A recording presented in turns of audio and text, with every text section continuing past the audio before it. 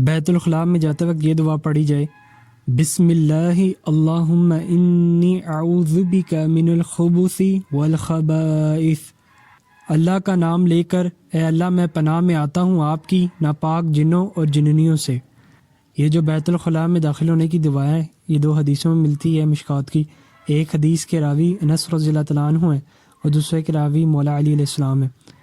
اور بیت الخلاء سے باہر آنے کی دعائیں 2 ہیں، جس میں سے سب سے پہلی حضرت عائشہ رضی اللہ تعالیٰ عنہ سے روایت ہے کہ رسول اللہ صلی اللہ علیہ وسلم جب جائے ضرور سے نکلتے تو فرماتے غفرانک، میں آپ سے بخشش چاہتا ہوں۔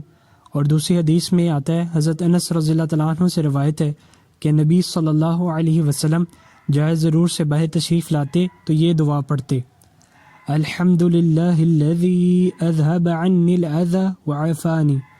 حمد کے لائق ہے اللہ جس نے دور کیا مجھ سے دکھ اور آرام بخشا مجھے۔